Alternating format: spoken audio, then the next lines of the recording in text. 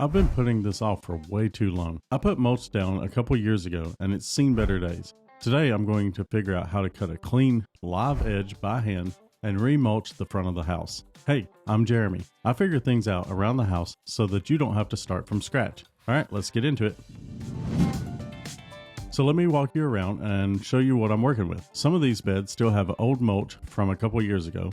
It's turned gray, but it's there. Other spots are just bare dirt. There's a lot of dead leaves and brown weeds from where I hid everything with ground clear. And honestly, none of the beds have a defined edge. I just mow where the grass is and that's about it. I've got an old Japanese maple stump in one of the side beds that I'm just going to work around. I have plans to come back in the future and rip that out, but I'm not quite there yet. And around back, there are 4 holly bush trunks that are sticking out from when I cut those out.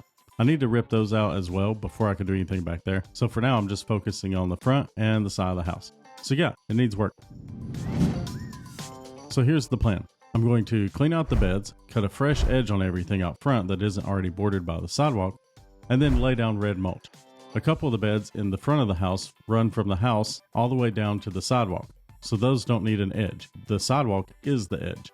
Everything else I'm cutting by hand. For the edge, I picked up this tool. It's the Garden Weasel Edge Chopper. I'll link it below. The reason I picked this up is it has a depth stop built in, so every cut should come out as the same depth. That way I'm not out here eyeballing it. Then I've got a couple of transfer shovels, a short one with a grip handle and a full-size one. The idea is to use those to dig out a 45-degree slope behind the edge so the mulch stays in the bed and doesn't spill out onto the grass. As for the mulch, I went with red. I did some research and it seemed like red holds its color the longest compared to black or brown. Black apparently turns gray pretty fast, so I went and grabbed 40 bags. And then when I got home and started walking around, I realized the foundation of my house is red brick. Should have thought that through a little better. So it may not look great, but at this point the bags are in the truck, so we're just going to go with it. So to move all this mulch around the yard, I picked up a gorilla cart. It's the GCG 7 cubic feet, rated for 1,200 pounds. And it has this 2-in-1 handle where you can pull it by hand or pop it off and tow it behind the mower. I've got a full review of it on my channel if you want the details. But for this project, it was basically my workhorse. I loaded bags into it, towed it wherever I was working, and used it to haul away the dirt and debris that I was digging out. This made my project way more manageable. Alright, before I get into the rest of this, if you're finding it helpful, hit the like button. It really does help. And if you'd like to see more projects like this, consider subscribing. So how much mulch do you actually need? Here's the math. A standard 2 cubic foot bag covers 12 square feet at 2 inches deep or about 8 square feet at 3 inches. The way you're supposed to do it is measure the length and width of each bed, multiply it to get the square footage, and then add all your beds together. Then take that total square footage, multiply by how deep you want the mulch in inches, and divide by 12. And then again, divide by the bag size. And that tells you how many bags. I didn't do any of that. I grabbed 40 bags and hoped for the best. Spoiler alert, that wasn't enough. I ended up having to go back and get more, and I ended up using about 60 bags total for the project. So to prep for this, a couple of weeks before starting, I sprayed the beds with Ortho's Ground Clear to clear out all the weeds. You want to do that ahead of time so everything has a chance to die off before you start working. Before I could lay out any mulch, I had to clear everything out. The old black mulch was still in most of the beds, and it looked terrible. Faded, broken down, mixed in with a bunch of dead leaves and other junk. So I went through with a rake, raked it into piles, and shoveled it into the cart. Once it was in the cart, I hauled it to the edge of the woods and dumped it out. It took a while, but once the beds were cleared out, I had a clean starting point to work with. It looked so much better already. So here's how the edging went. On the front beds next to the sidewalk, I used the sidewalk as my guide. I ran the Garden Weasel right along the edge of it and stepped down, and the depth stop did its thing. It bottomed out right on the concrete every time, so the cut was perfectly consistent. On the other side of the front door, there's no sidewalk, so that's where I cut a freestanding live edge. Same tool, same technique, just without the guide. I wrapped that edge around the side of the house a little bit too, and I want to go back and do the rest of the side of the house there, but we'll just have to get to that later. The Garden Weasel honestly impressed me. The depth stop is the whole reason I bought it. Instead of just guessing how deep to go, you step on it and it stops where it's supposed to. And the build quality surprised me.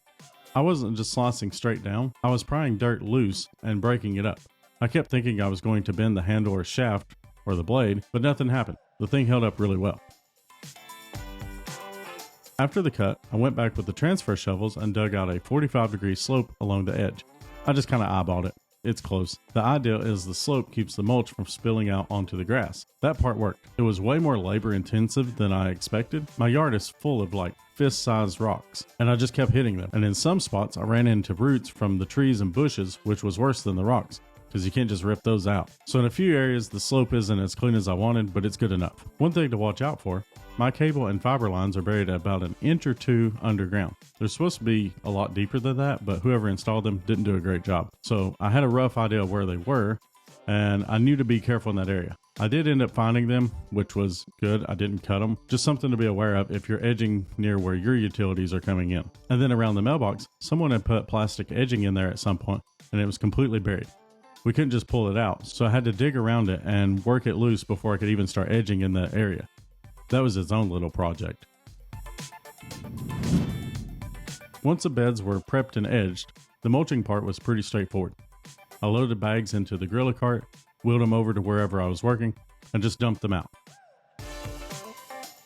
Then I spread everything with a rake until I couldn't see any of the dirt showing through.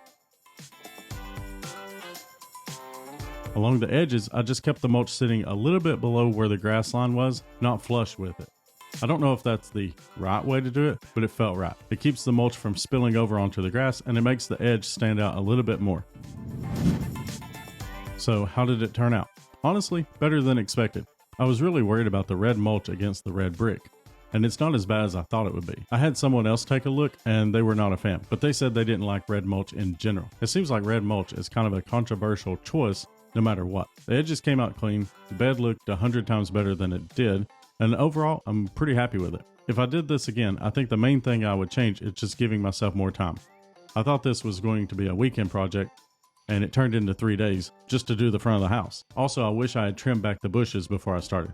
Working around them was a pain, and it would have been way easier to get in there if I had cut everything back. I'm not sure when you're supposed to trim them, but next time I'm probably going to do that first. So what did this actually cost me? The mulch was about 60 bags at $2 a bag during the Lowe's spring sale, so $120.